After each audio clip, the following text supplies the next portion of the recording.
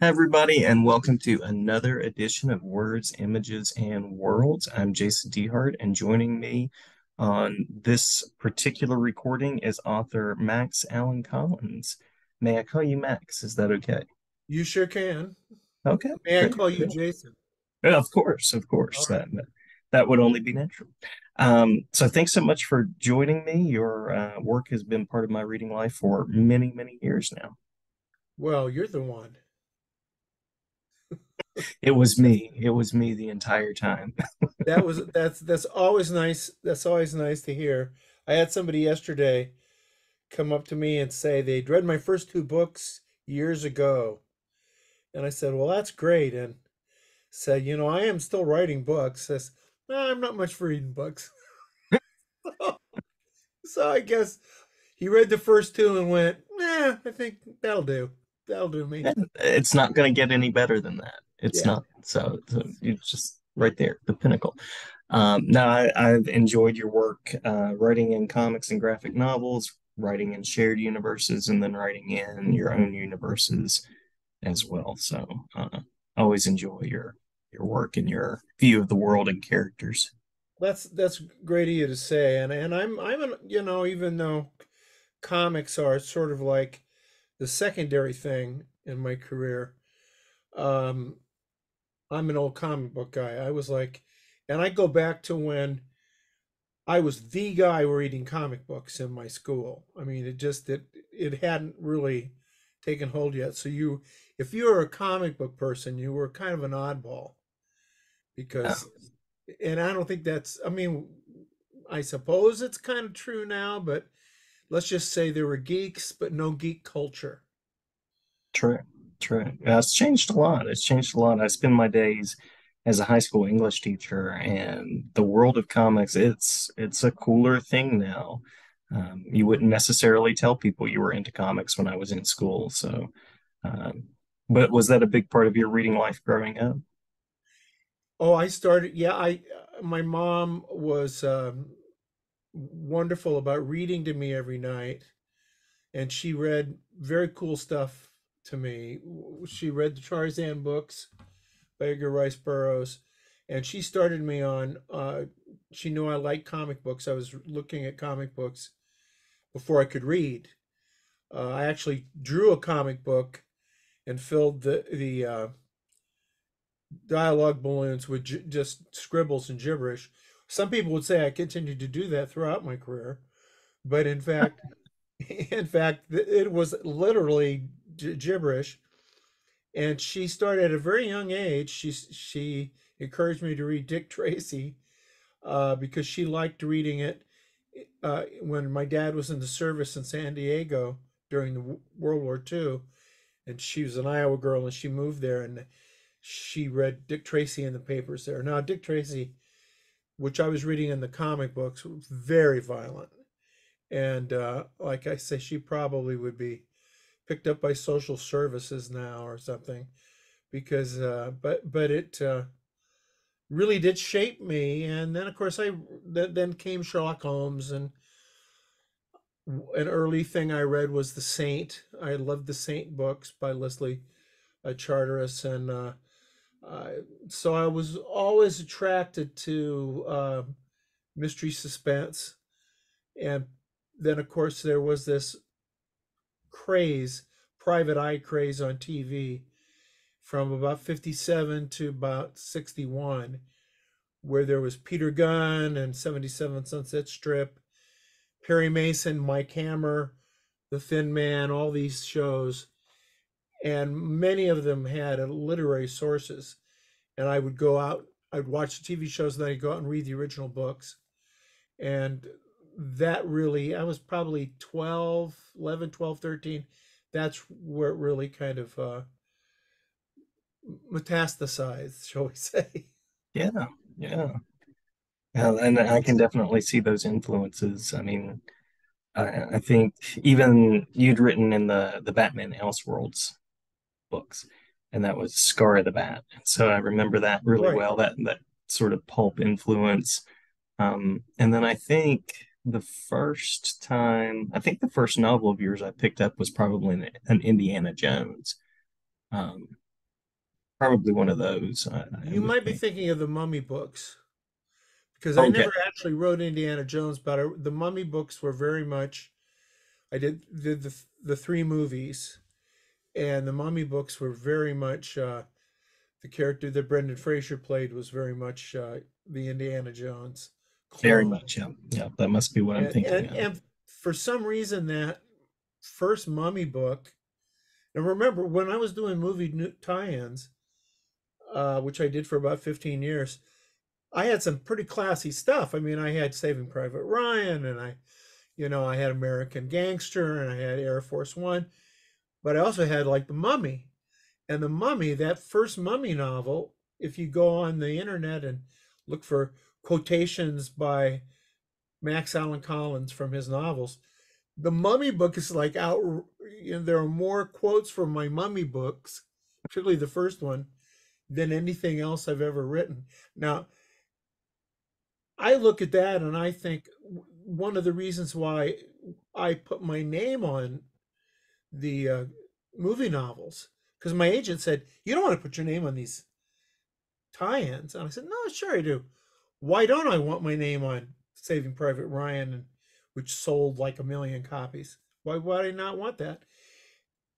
Most in those days, at least, the readership was primarily what you call YA readership. They were young adult readers who were teenagers. And I think if you grab a teenage reader the right way, they will stick with you throughout your career. And so a lot of people I talk to who read Nate Heller and read Quarry and read the Mystery comics and all that stuff, many of them started with reading, the Waterworld paperback or Right, right. Scorpion King or one of these things that I had written. And because you get a kid, you get them young, you got them forever. That's true. That's true. That's the case with me because I remember seeing your name on books and thinking, "Oh, I like this guy's writing." And so it's You just become a name. carried on. Mhm. You become a name. And then, so somewhere in there around the Scorpion King time, and I can't remember if it was early 2000s or late 90s. You also had Road to Perdition. Road Perdition, of course, was mine. I mean, I wrote the graphic novel, and then when they made the film, terrific film, very pleased with what they did. In some ways, I think they improved on me. Some ways they didn't, but in some ways they did. Uh, then I lobbied to do the novel, and that was actually I won't go into detail on that, but that was a rough experience because I submitted a book about 75,000 words long. I had expanded it. I had used material from the graphic novel that didn't make it into the movie, and as I always did with my movie novels, I expanded dialogue scenes, and because movie scenes maybe 2 pages, and you may need to do half a chapter, so you have to. Well, I always said they sometimes give you C, and you have to extrapolate what A, B, and D, E are, and so they came back to me and said we don't want anything in the novel that isn't in the movie, and they made me cut it, and I cut it to like 40,000 words. A couple of years ago, a company called Brash Books, a brainchild of Lee Goldberg, another tie-in writer, much more than just a tie-in writer, but a tie-in writer. Uh, his Brash Books negotiated with DreamWorks to publish the complete novel. So if you want to read the complete Road to Perdition prose version, uh, it is out there now. Be careful that you get that one, not the little paperback with Tom Hanks' picture on the cover. That is that's really the young adult version.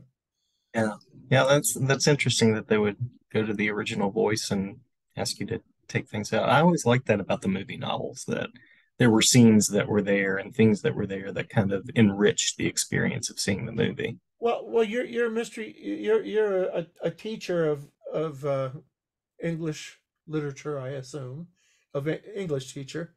So you know that there's a difference between novel technique and movie technique.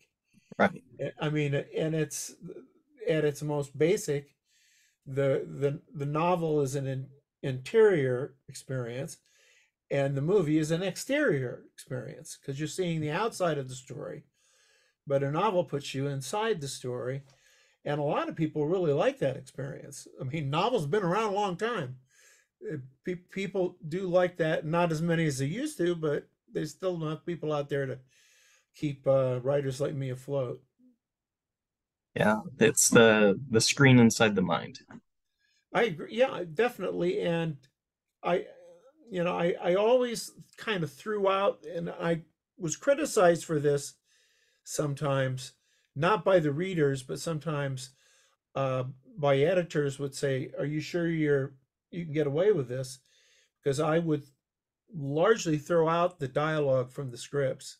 I'd be very faithful to the stories and the structure, but I felt, and I do feel, that movie dialogue and novel dialogue are very different. Yeah, And yeah, to just put their dialogue into this to the novel and then maybe put some dialogue in fore and aft, shall we say, that's not good enough. You have to kind of reimagine the scene in more detail than and that's what the readers want, because in those days, at least, when you didn't have you didn't have VCRs and so on, um, the only way you got to, and even when they did have VCRs, they would make you wait a year before the movie was released. This thing about the movies coming out on Blu-ray or on streaming really close to the release date, that wasn't how it was. You usually had to wait a year to yeah, have access to, if you wanted to buy a copy of the movie. And so they want to experience it again, but they want to experience it in a different way and more fully, I would say. And so, and I think I was pretty darn good at that, because what I always, my approach was to create what seemed to be the novel that the movie was based on. mm, That was my approach, so that you'd read the novel and think it came first. And I get that all the time. And there are people out there that think this guy's a genius. He wrote Saving Private Ryan, and he wrote, Air Force One, and he wrote this whole list of things. And well, what was, and the same guy wrote Waterworld, and but in fact, the only one I really wrote 100% was Road to Perdition. yeah, yeah. But still a very cool relationship to the world of cinema and reimagining, and definitely something that I enjoyed as a reader to get to experience it. And if I hadn't seen the movie just yet, it was a nice sort of like spoiler alert kind of experience. Well, the graphic novel really reflected. It came out in '98, but I started working on it about '94, and it really reflected my interest um, in manga, specifically Lone Wolf and Cub, and it reflected my interest in Hong Kong and Japanese cinema. And it was a time when a lot of the stuff by people like John Woo, the director John Woo, this was very gray market. You'd order it and it'd come in a unmarked VHS cassette, because the way people would get them was they go to Chinatown, the dealers, the gray market dealers would go to Chinatown, buy these movies, then copy them. And because it was Hong Kong, and Hong Kong was British colony, they had subtitles. So you had English subtitles on these bootlegs. And Mhm. my son Nathan, who has grown up to be one of the really leading translators of manga today, he and I, and he was a little tiny kid, like my mother. I should have been grabbed by social services, sitting there with a 9-year old watching, Lone Wolf and Cub. But we watched a lot of this stuff together, and we still do. He lives up the street from me, and we watched just recently. We watched the box set of that had Yes, Madam, and In the Line of Duty, and these things with Michelle Yeoh and Cynthia Kahn, and that really was very informed by the Asian culture, that pop culture that my son and I were imbibing. And at the time when the movie came out, a lot of people quoted something I said, which was, "Well, I was, trying to write a John Woo movie, and he made and Sam Mendes made The Godfather instead. That's cool. The Godfather's good."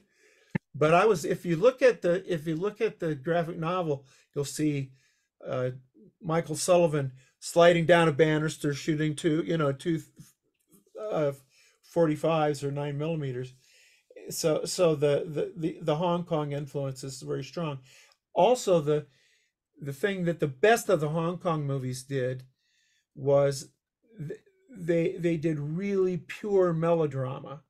Yeah. There's a lot of fathers and sons stuff, family stuff, brothers, and Wu in particular was a guy that he did. I always said it was like it was like Sam Fuller was directing, you know, a Douglas Sirk movie. I mean, they just were, again. It looks like an old Hollywood story with this crazy surface of guns and what they called heroic bloodshed. That's what that genre was called, heroic bloodshed at the time. You don't see that much anymore. Uh, it's all kind of been soaked up by the culture. I mean, the current John Wick movie has Donnie Yen in it, Yeah. uh, and he was one of the big stars, like Jackie Chan. And so I don't know if people know how much I think people know about the Lone Wolf and Cub influence. What they don't know is that the first thing I saw having to do with Lone Wolf and Cub was a movie called Hero Shed No Tears that was done by John Woo, and it was a like set in Vietnam modern day, but it had the kid and the father, the little kid, and he just was doing scenes from these movies I hadn't seen yet. Then I caught up with the movies. I think there's 6 of them, and then finally they started publishing the uh, the manga. Uh, but my son is the real deal. He's the guy. He translated. This is not a manga. He translated the novel Battle Royale. He's the Oh, very cool. translator of that. I Very mean, he's cool. a terrific writer, and and then he's doing JoJo's Bizarre Adventures. I think he's the and that's a big manga right now, and so I'm very proud of him. Very cool. Yeah. Yeah. And John Woo wasn't popular and widely known, at least in American cinema, until the mid to late 90s. So you were exploring his Oh yeah, stuff we're ahead of the before curve. Face Off, before Mission Impossible, before all those things. Yeah, yeah, yeah. That's true. I mean, I think I have a pretty good, I have a pretty good nose for sniffing out really interesting popular culture. And sometimes it's not good to be ahead of the curve. Uh, what happened with Road to Perdition that probably was accidentally a boon to me was that I was fired from the Dick Tracy comic strip that I wrote from 1977 to 1993.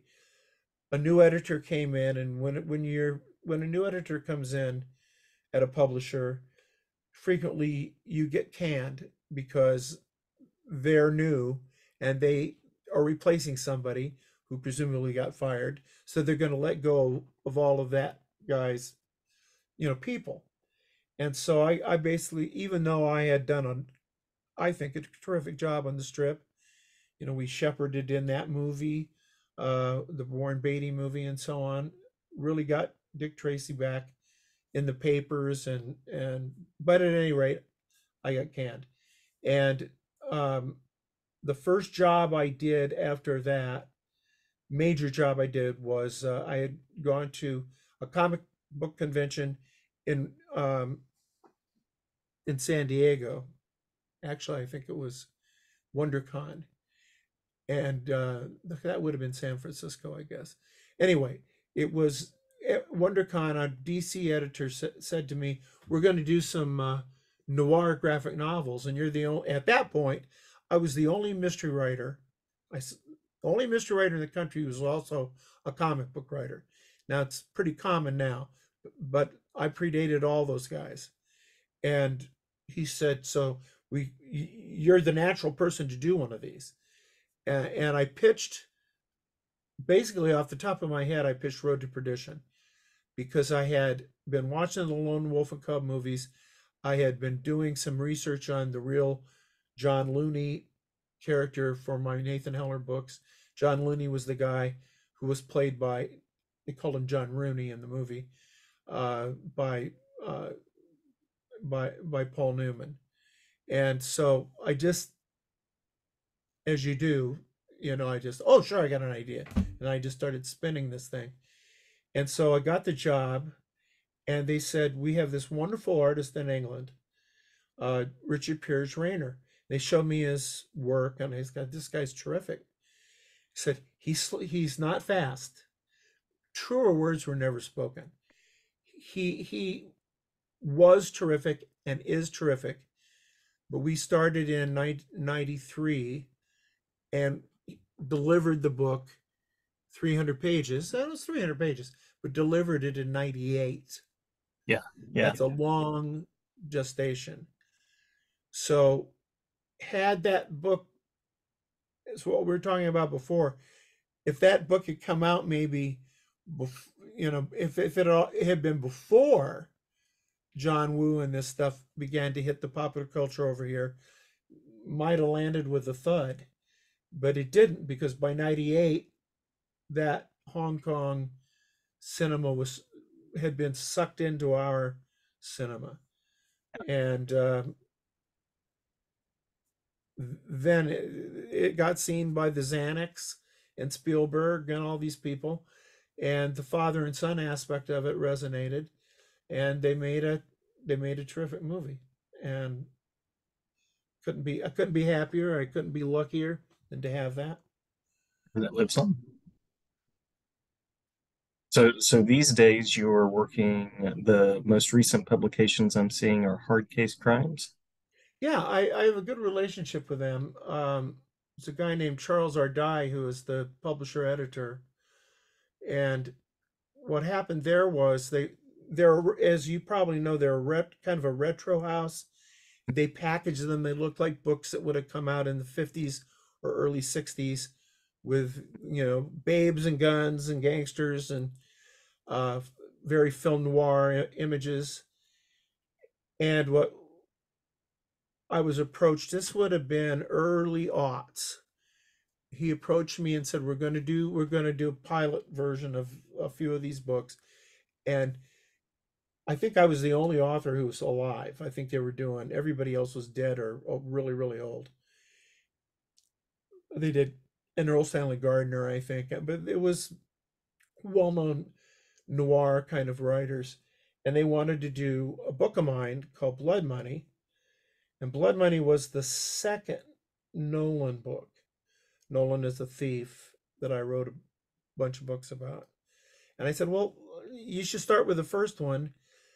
And they said, well, we like the second one better. I said, we'll put them both out together as one book. You don't pay me anything for the first book, just include it so that people can make sense out of the story. Because I didn't want part two out there and part one be inaccessible. Right, right. So they did that, and they uh, came back to me a while later and said, well, what else do you have? We'd like to do another reprint book. And I said, I don't want to do a reprint book. I want to do something new, and just pay me the same money that you were going to pay me for the reprint, but let me do what I want to do, which is the dream of fiction writers. to be Right. just left alone. And I had this series about this character called Corey, who's a hitman, and I had written those. It started them in college in the early '70s, and they came out in the mid '70s, like about '76 around in there. And we did. There were four, and they kind of just disappeared, and I went on about my business. But I was getting fan mail about them over the years, and so there seemed to be a cult following for them. And I always liked the character, and I had written several short stories about him. And I did one more book about him when my book True Detective came out in '83. I was briefly hot, and I got to do, I had a publisher who said, "Do whatever you want to do." So I did. I did a Corey book.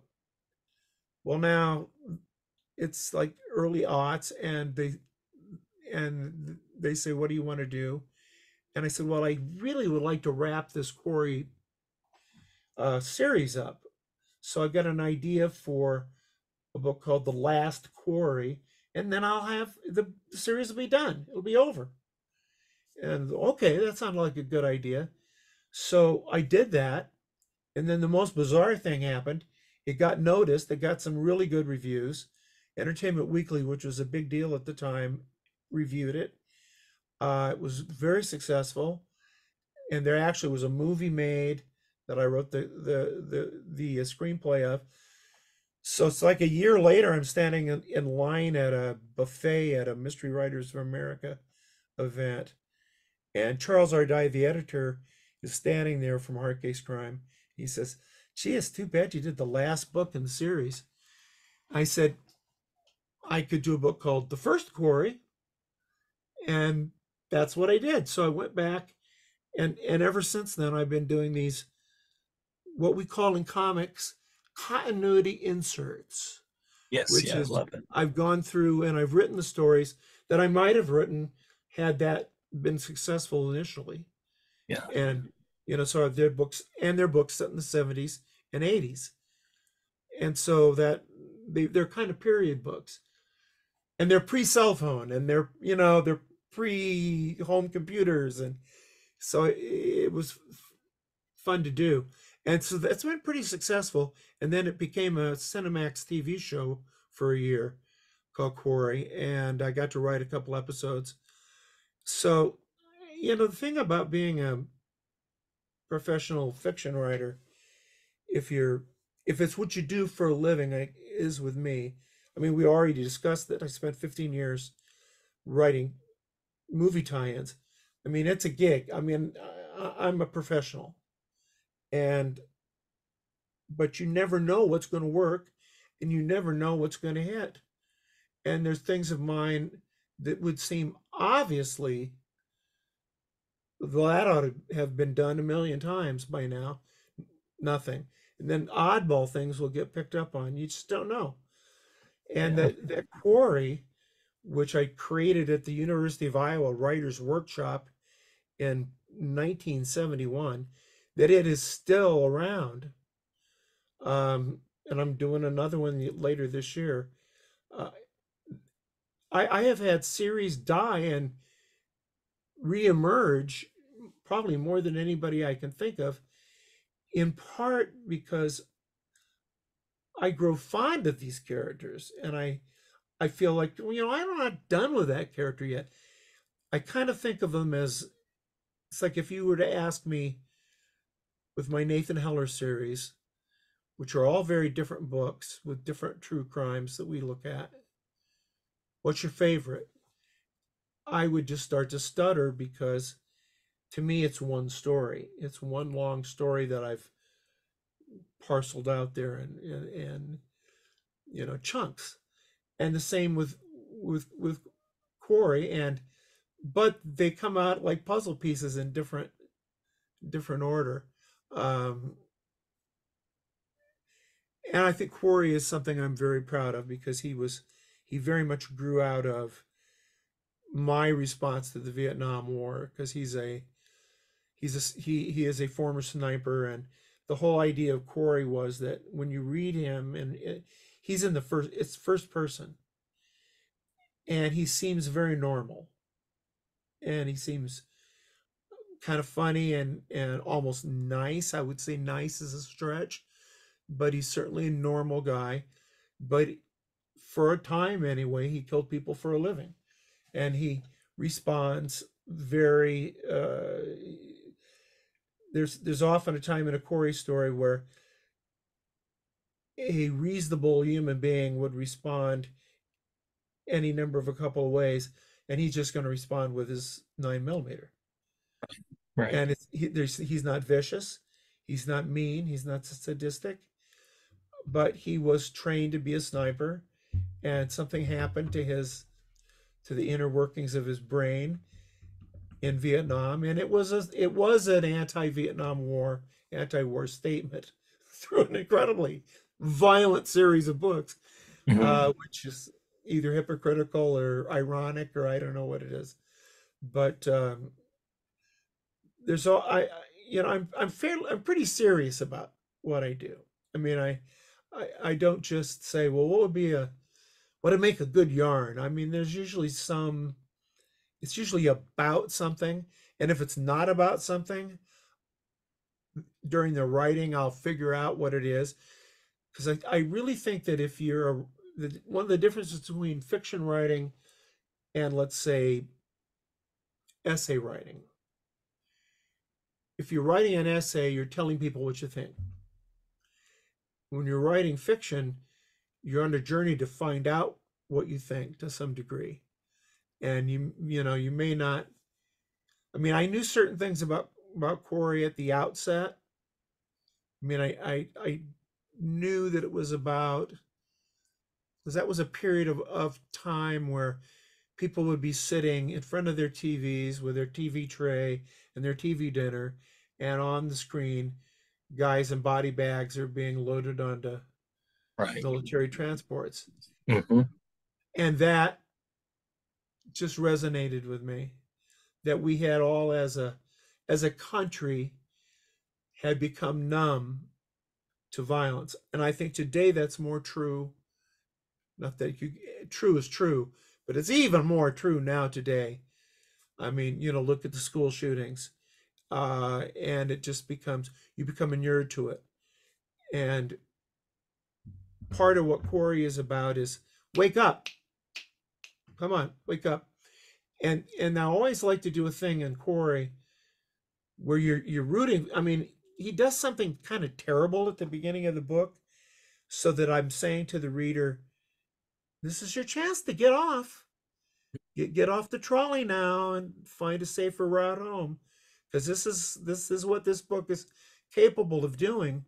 And then I back off, and then there's he kind of gets involved in a mystery, kind of solves the mystery private eye style, and then it comes to the climax, and bad things happen again. Right. And I'm saying to the reader, you knew what you're getting into. You knew what you're getting into, and get you to reflect on it. And that was in part a response to, there were a lot of what they sometimes call crook books.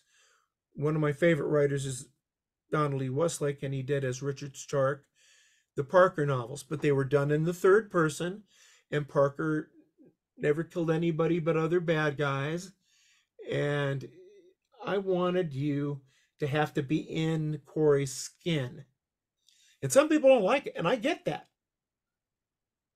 And I think one thing that a writer has to understand, I'm sure as a teacher you run into this all the time.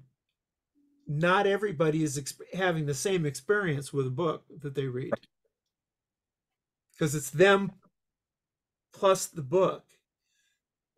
Reading, that's the joy of reading, is that it's collaborative. True. True. It's a conversation. It's a conversation. And so when somebody said, I love your book or I hate your book, it's like, I want to say, well, sometimes I play Broadway, and sometimes I play the Podunk Dinner Theater.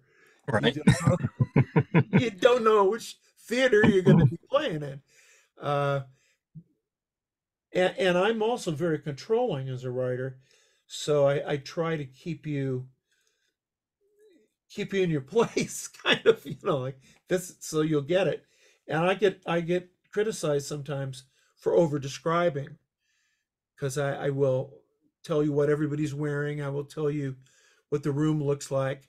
But well, look at our rooms. Look at True. You've got a wall of books behind you. Hmm. What more do I need to know about you? Right. It's a real start. And so to say, well, setting is boring. Well, don't tell me, just get to the story. Well, the setting is character. That's who this person lives in this room. So, you know, It's intentional staging and those absolutely. things we'd like to have around us at all times. That's it. Yeah. That's it. Yeah. So you have Too Many Bullets that's coming Yeah, in that's coming October. out that comes out, I think, in October. I'm not absolutely certain, but it's a Nate Heller book, and it is about the Robert Kennedy assassination, which has not been written about quite as much as his brother's assassination. And I have written about his brother's assassination too. Um, the Nathan Heller books, which began chronologically in the early 1930s, basically, well, they do two things. The earliest books really look at the Chicago crime scene, the mob, the syndicate, the outfit, Capone. And so the first three or four books are really about that. Then I moved into looking at famous crimes that are either unsolved or controversially solved, where, say, the Lindbergh case, where people think that Bruno Hauptmann really didn't do it, that he was kind of railroaded. And so I do a lot of research on those crimes, individual crimes. And then when I'm to the point of where I could write the definitive nonfiction book on that subject, on that crime, then I write a private eye novel instead. And I put Nate Heller in the middle of what's going on. And one interesting thing about that part of the 20th century, almost the entire 20th century, is there are real detectives. I'm on a time zoom, so it's about